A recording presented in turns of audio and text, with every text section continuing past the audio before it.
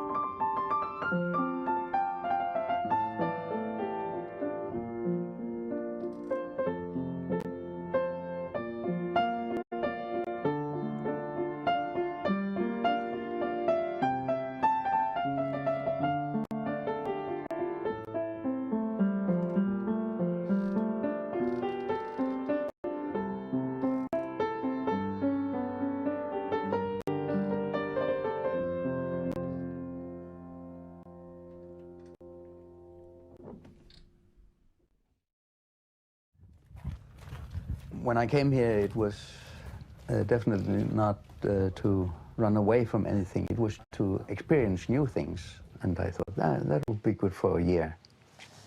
So that is Upper China, Chinatown. Yeah, maybe it's because we're digging so deep and say, are you digging all the way down to China? In this area, you find quite a lot of cultural midden if you dig down here. It has no historical value. It was just bones from whales and smoking pipes from 1800s, 1700s. This plant that we have here is a kwon, and it's very rich in vitamins. It was eaten and brought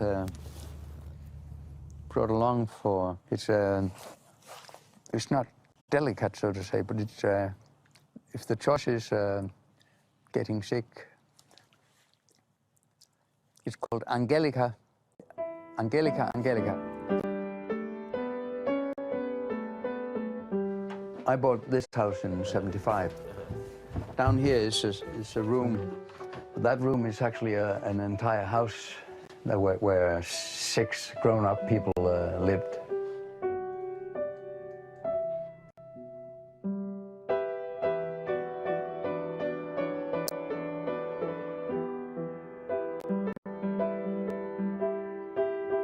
Must be an old house, or maybe especially poor, because it has no basement.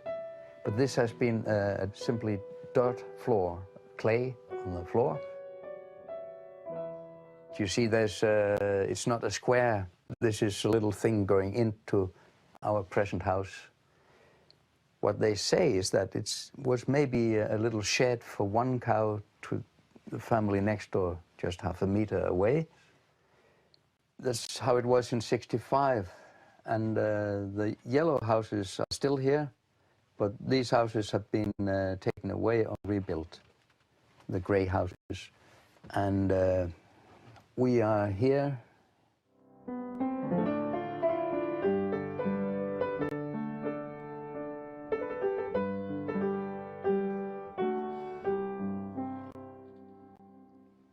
And I didn't know the society, but when I came here, it was kind of revelation. It had kind of everything. It's a small nation full of people from many places, actually, much more international, think from outside. So I didn't stay only 1 year. I've been here 40 years now.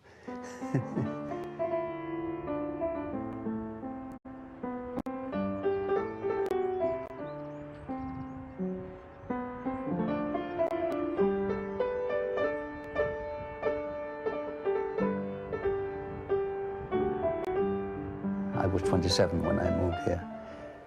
My job as a teacher includes making school bands. The first day I come to the school, I put up a poster, who wants to play folk, who wants to play jazz. And the folk band was immediately working because there were some musicians in the school. And so, tick, tick, tick, tick, we had a band.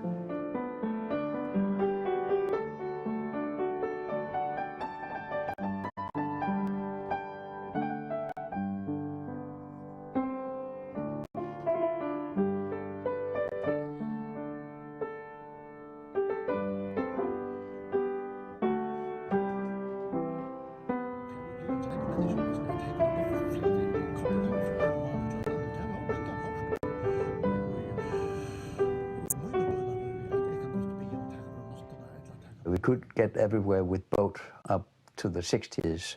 The road system came late. It was different because I used to have a piano with me. Well, I always had a piano with me, a little smaller than this, in the car. And this car, when we go to Suðuroy, Sandoy, with the piano in it, had to get on the boat and off the boat. But so what? That was advanced technology compared to the 50s.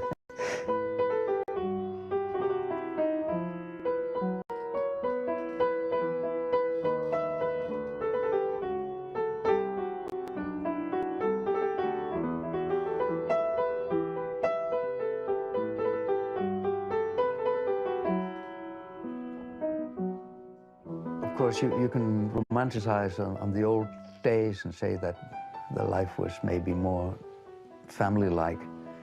But on the other hand, I doubt that the villages would have survived, and it's still a struggle, but have survived without more connection.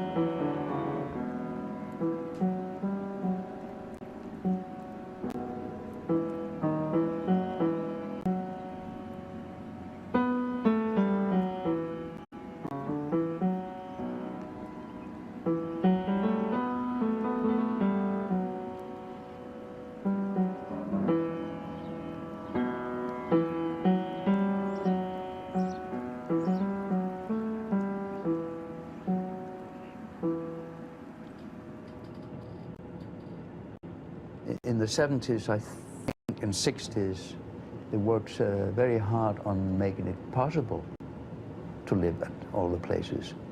And it's not finished. The first tunnels, of course, there were just one track, and they are still there in Suðuroy and in the north. And nowadays, they seem very small. But it made a tremendous difference that you could drive in an hour or half an hour instead of having to sail, and you were not always certain to be able to sail because of the weather conditions. So that was a continuous change, I think, from the Second World War time.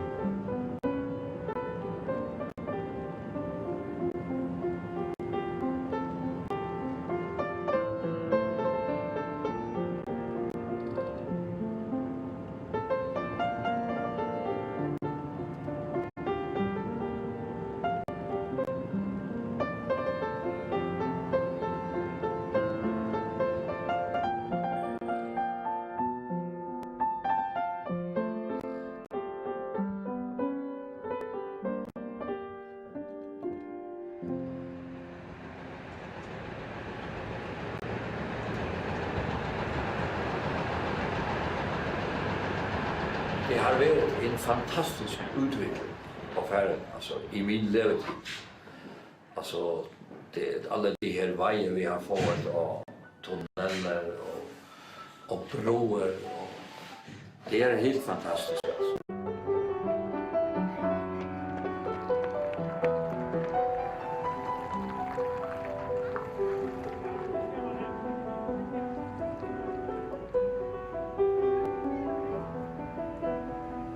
Hvis vi går 100 år tilbake, eller 120, 30, 40 år tilbake, så ble det sånn en nationalitetsväckelse på Färöarna, alltså som man kan säga.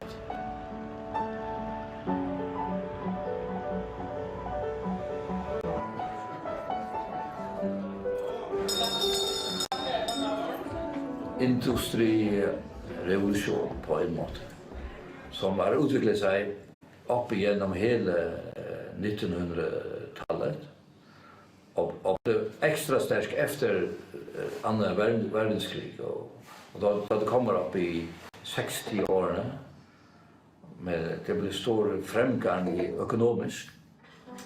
Det er noe med vår nationalitetsfølelse å gjøre.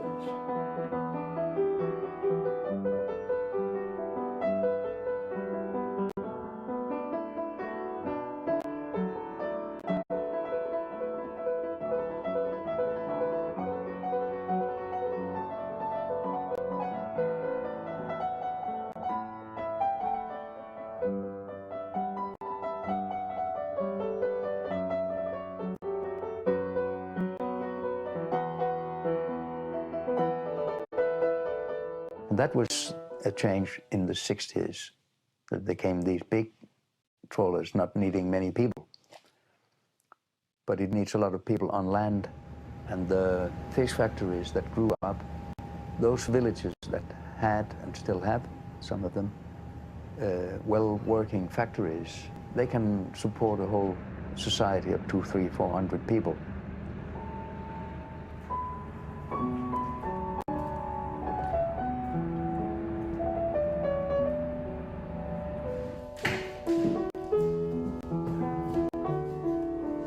Speaking about our country, Faroe Islands, it's a fishery nation, and we have a big fleet in the North Atlantic. Just like the big Russia, they also have a lot of ships up in Murmansk and so on. And one of the first countries we were doing fishery agreements with, that was with the old Soviet Union back in 1977. And as I am aware, we were the first country who were doing a fishery agreement with the Soviet Union. It was a totally different time, totally different political systems, and more left-wing politics. And I was not in politics, of course, at that time, so I cannot tell from the period. But it was a time where you had not that strong tools to regulate the democracy. The politicians were deciding actually everything, more also down to the levels of treating fishery rights and all these licenses and so on. Atle Dam was a great part of the social democrat kind of society of the Nordic countries. I think he was a real idealist and he was also one of the forces that had fish factories laid out in the country, and not only in one or two major villages. So actually it may have been too optimistic. Det skete någonting som hade stor betydning för Färöarna. Man övertog flera områden från Danmark och man utvecklade samfundet på många måter. Alltså.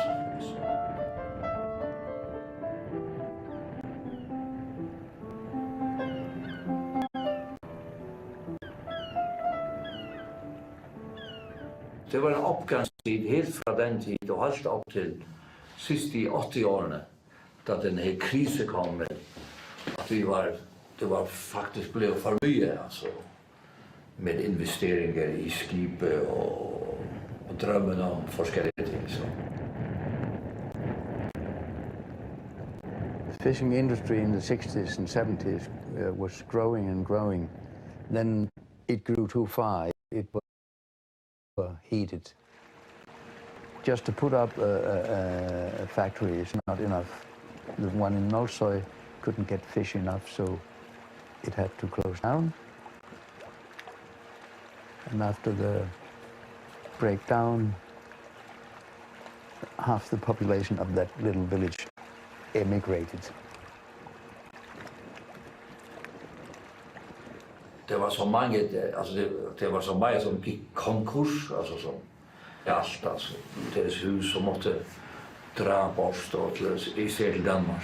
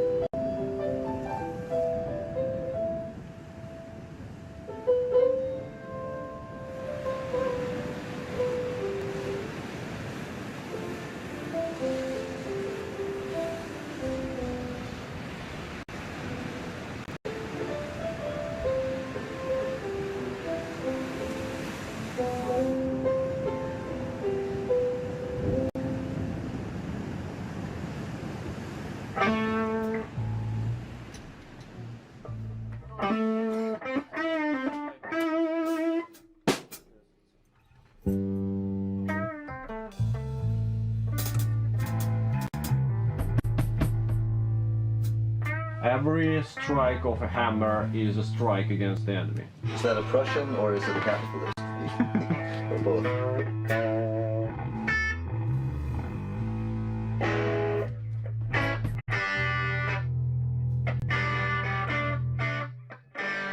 Since the latest big crash, which was, as say, a result of Atledam, not the result of Atledam, but of the overheating and that, a lot of people moved away, and then in the late 90s there was a strong movement to rebuild the Faroe Islands.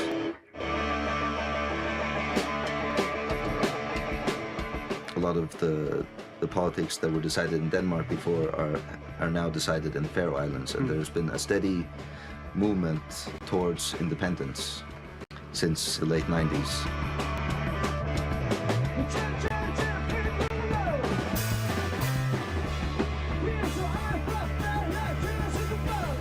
I lived in this small village just in Nólsoy on the island there, just around that time, and everyone was unemployed there. There was no money going around.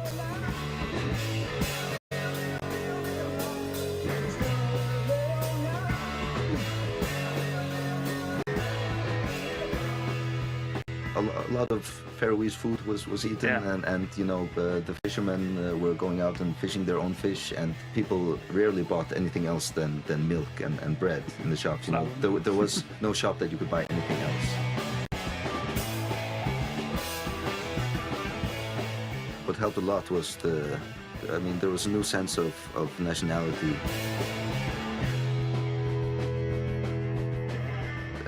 People were mad also of the terms that the banks got from Denmark. Big scandal. We actually, you know, even though Denmark bailed us out, we had to pay almost double back. So we were left with both the poverty and the bill for it, you know.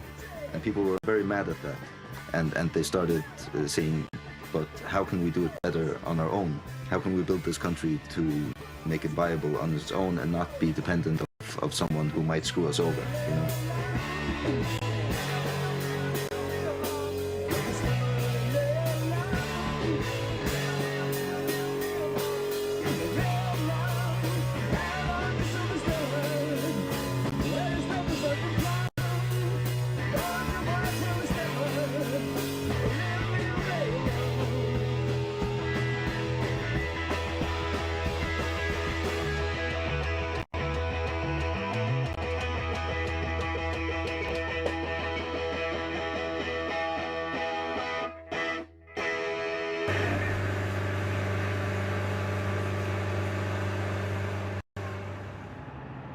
We are in the Danish kingdom, and we are working very good together, of course.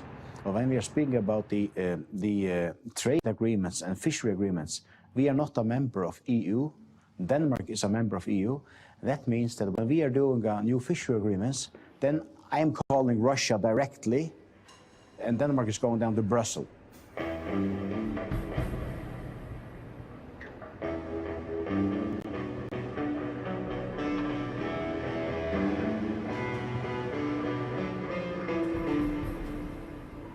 Compared to Greenland, we are less dependent because we are receiving now 600 million Danish kroner, and Greenland is receiving today something like 4,000 million Danish kroner.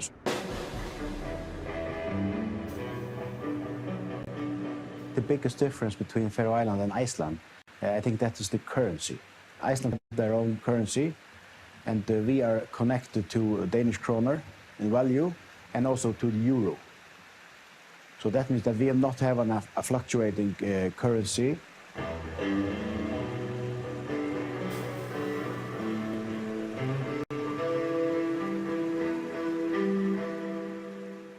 And we have also been blessed with the nature resources through all the crises, with fish, a lot of fish. And our resources around the Faroe Islands is approximately 500,000 tons of fish. So Faroe Island is a small country, but with very big resources. And salmon farming is a big one also. We are exporting a lot of salmon to the United States today. All the sushi restaurants in the United States are having Faroese salmon on their table. That's because the environment here around the Faroe Island with the Gulf current is the ideal seawater to produce, to farm.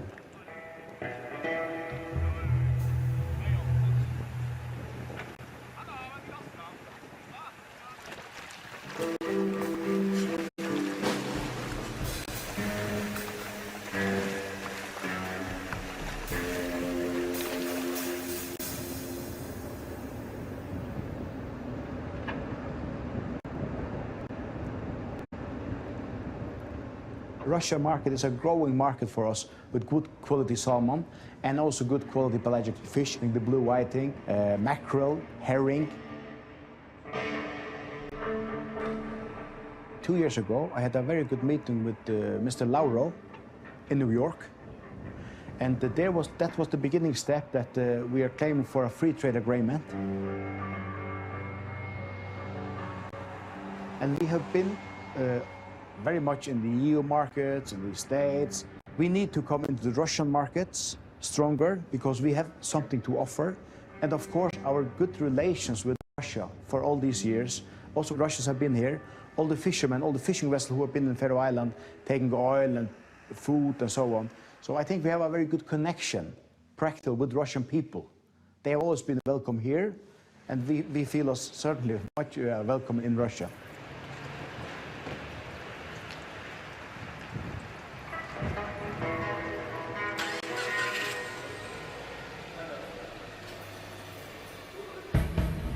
In the Faroe Islands, you can say we don't just have left and right, but we have also, union with Denmark and independence.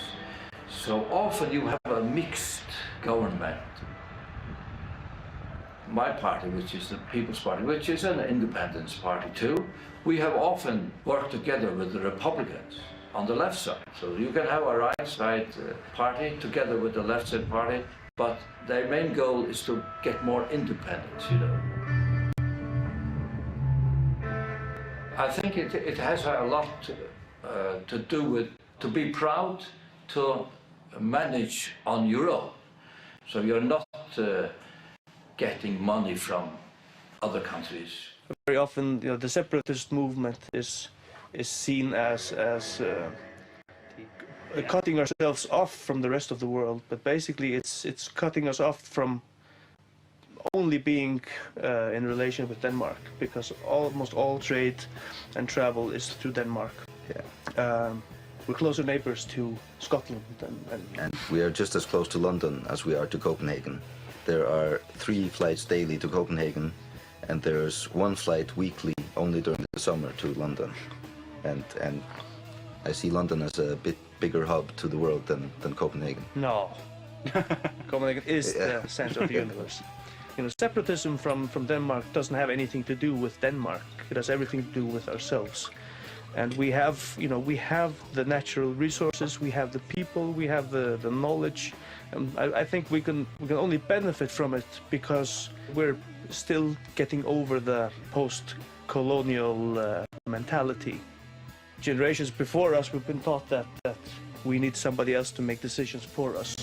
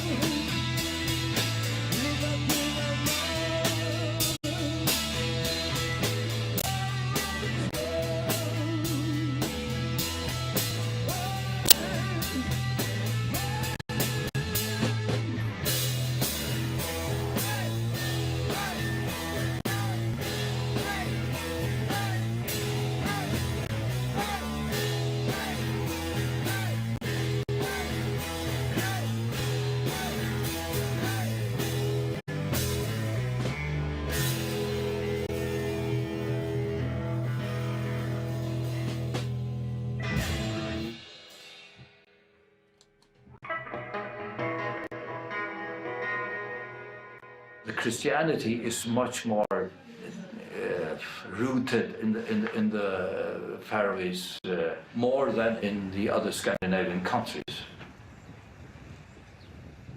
So that's why we have another abortion law, a law for abortion in the Faroe Islands, more conservative. And also when it comes to homosexual, we are more conservative than the other countries around us.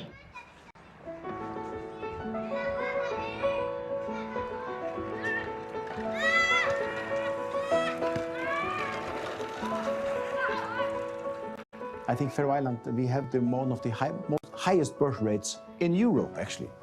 2.4, 2.5. I don't know if it's only about the dark winters and so on, but hopefully we will keep that birth rate on a high level. We have the lowest rate in the world when it's coming to how many people are in jail compared to every 100,000 inhabitants. So we are, as I'm usually saying, that I am as a Prime Minister in Faroe Island, I could sleep at night with my doors open. If you are a part of my family here in Faroe Island and you would go out to get some alcohol drinking and so on, the family will also help that get you on the right track again. So there are very strong family relation structures who are helping that we have a low rate of criminal. There is crime and there are people that are very poor and that are struggling in the society everywhere. And it's not that picture perfect as you. No, it's and especially I mean the government that has been in power the last few years, they are putting laws and tax reforms that are making the cliff bigger between poor and rich. We can say a bunch of bad stuff about it, but it's a very open and accessible society. You can drink coffee with the Prime Minister on a normal Thursday without any bodyguards. Our kids go to the same school as their kids, so it's all about us and how we that is our problem and not somebody else's.